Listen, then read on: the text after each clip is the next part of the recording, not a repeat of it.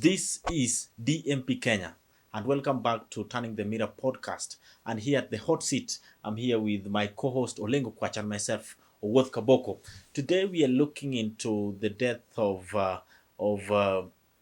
Chebukati, and we know in an African setup, Kwach, you know that if we lose a person, whether it be the person is the sorcerer or the worst person in the community or the society, nobody, not even one person, dares to give a negative testimony about these people.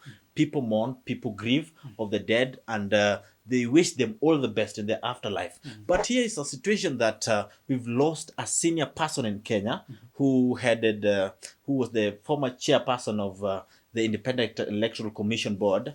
And after this, Kenyans and many of them are speaking negative, are throwing words to him, words of regret, words of wishing him the worst in his afterlife. And we are worried what's happening. Is this a normal situation or there's something behind it? Take us through. I'd say that, of course, to the family and the very close friends, we send our condolences. Again, if you look at what is happening today, I'd say that even Chebukati himself, I want to believe he knew such a thing would happen when he died or when he dies. And in as much as maybe right now, because nobody knows what happens after one is dead, maybe he's able to see or hear what people are saying, or maybe he's not. But the fact is that people are angry and people are celebrating his death. I'd say that this has a reason, and a lot of it for that matter. Remember, Chebukati came to be at the head of the helm of IEBC in 2017 when the then President Uhuru Kenyatta appointed him. He's an advocate or a lawyer by profession, and then so brought into IEBC as the chairperson to oversee elections, the electoral process, the boundary reviews and all that. So when he came in, this was just the very same year that he came in the early 2017, and towards the end of 2017, in the August, there were supposed to be elections, the general elections in Kenya. And so we have Chebukati come in with other commissioners. Yeah. And these commissioners, they were to work together to ensure that they deliver credible elections to the Kenyans. So in 2017, we have one of its own kind, the first ever in Africa, an election that is actually dismissed by the Supreme Court, or in this case in Kenya, the highest court in the land when we refer to Kenya. And it was being dismissed in the grounds of irregularities. The then Chief Justice, David Maraga, along with his colleagues in the bench, majority found out that there were irregularities, and therefore there was need that another election was done, or a re-election, and therefore they were to consider everything that the courts found that were illegal or irregular. Remember, this is just a time when the IEBC, the then head, someone who was there in the acting capacity, Chris Musando, the ICT department, had just disappeared and then later found dead, together with with a lady who was perceived to be his girlfriend or lover. And so when this man died, there were no clear information about what might have caused his death, how actually those who killed him got him, and why he was killed, because Kenyans were just speculations, and people could say maybe this is the reason, this is why, but then we never had something very concrete from the then chair, and we never also saw him publicly push to have this case handled in the manner that every Kenyan expected it to happen. So this is the first person in a very senior position working with him in the office, working with him in the same boundaries commission, who has died, and then it's just taken lightly. I'd say that because of how we could see things being done and how the investigations were being conducted, and maybe the pressure that was coming from the IEBC being led by Chebukati. Okay.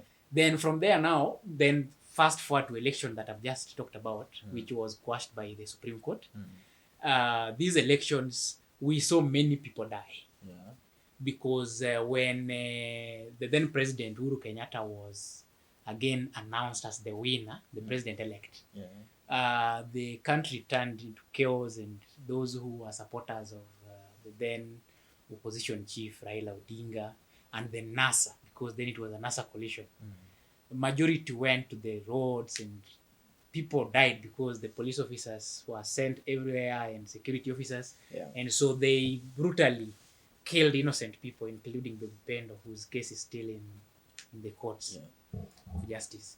And so through people being killed and all that happening, and then the chairperson insisting that everything was done very well, following all the laws and everything that is required. And then when now this thing goes to court, then the court finds otherwise. That then shown that there was something wrong somewhere.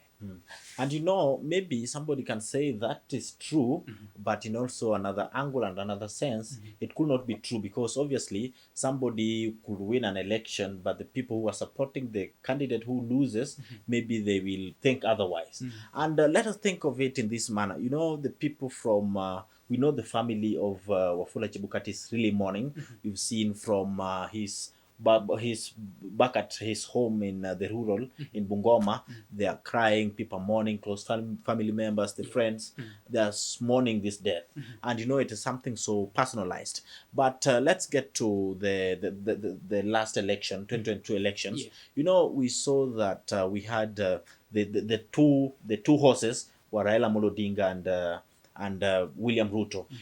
By then Ruto said that Chebukati was the legend of the election, and he was the legend of Kenya that we had then.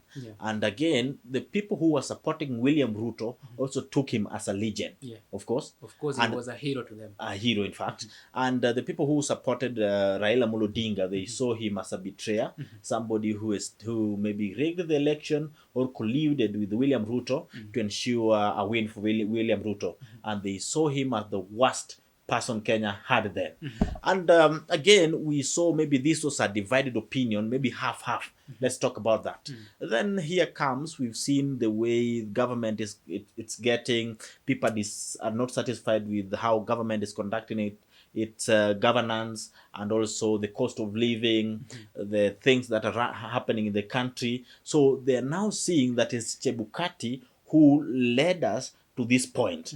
And maybe it is the reason behind the unrest, and maybe people not wishing him well, or people not talking well about his death. People are wishing him that let him rest in eternal hell. Those are the words that people are using. And every person who is talking good of him, they're against them completely in social media. So could this be the reason that the current government, because if I say that systems were running in Kenya, the government was working, and the cost of living was good, and Kenyans were satisfied, they could have found him as a legend still. Or what do you say? What I can say is that Chebukati himself maybe dug his own grave when it comes to the trust that the people of Kenya had in him. Because from the time he oversaw an election, which was then quashed by the Supreme Court, people actually lost trust in the processes and any process that he would lead as a leader. And then remember, the then opposition actually decided not to go for the rerun, for the re-election. And still he went ahead without necessarily doing what other people would think he would do, maybe to bring these people and look at how to maybe make things easier and to bring about the trust. He went ahead and led another election, which now you realize that Uhuru Kenyatta led around 90%. So immediately after this, we had 4 commissioners resign from the IEBC. They resigned, citing that Chebukati was a one-man show.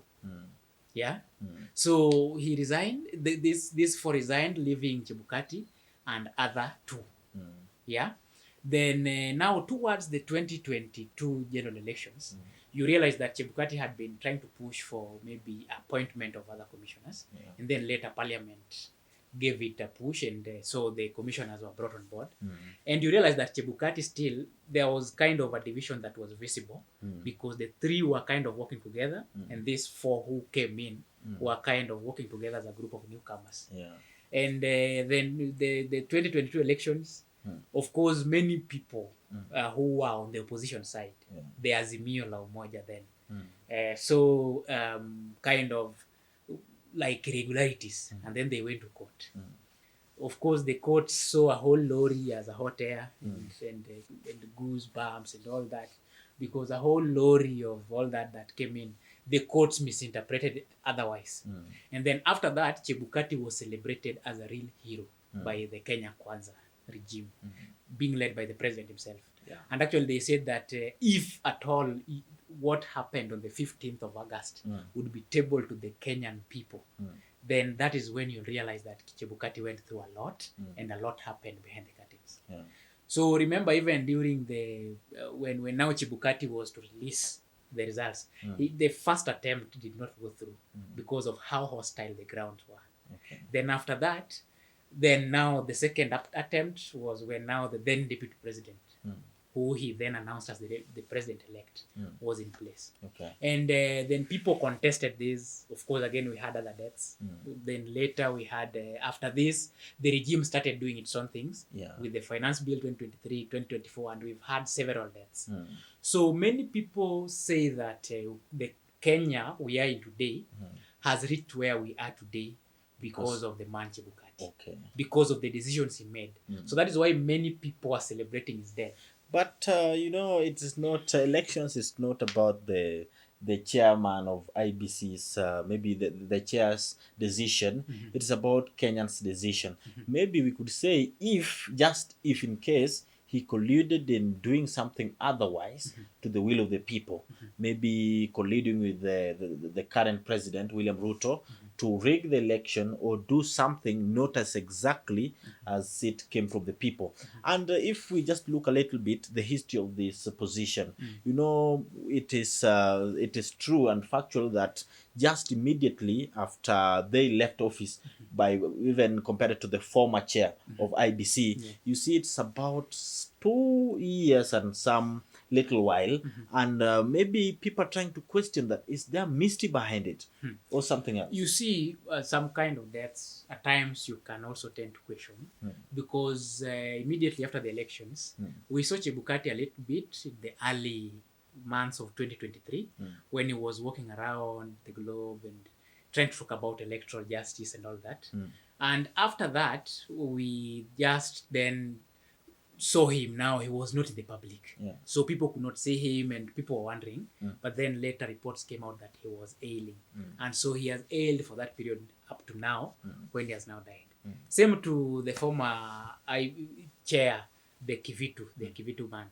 And so people might be thinking otherwise, if at all, at times power, if someone gets to power the other way, if that is the case, if someone gets to power the other way, you might tend to want to also do away with any obstacle that might come your way, because maybe they maybe the first witnesses or something. That is what people are saying, that maybe also would have contributed to this. So maybe it's just a natural death. But the fact is that you remember when he declared William Ruto the winner, a commission of about, because the other team was 4, this side they were 3. So that is a commission of 7. So out of 7, 4 people disagreed. And actually the vice chair, Cherera, said that they are not party to it because of the opaque nature of how the last phase of the election had been conducted. Remember, election, even as per the then CJ Emeritus now, David Maraga, he said that election is not an event. It is a process. So they were clear to it, and they were saying that during the earlier stages of the process, things were just okay. But now towards the end of the phase, the last phases of the process, then things were opaque. So then they were not party to it. And I remember some of my countrymen trying to look for the opaque. Sure. Yeah. You know, the coincidence that we are seeing in this situation is screaming, though maybe we could not have, we can miss the words to describe what exactly happened and has happened, Yeah. but it is still screaming, and people are trying to unveil what could be truth and what could not be true. Yes. And also to our audience, you can also share with us what you think in the comment section below. Ensure you subscribe to our channel, share our videos, and like, and that will show that you're supporting what we are doing. And also, if you have other suggestions, you can share in the comment section below. And those who are behind the camera, we also thank you so much. Thank you.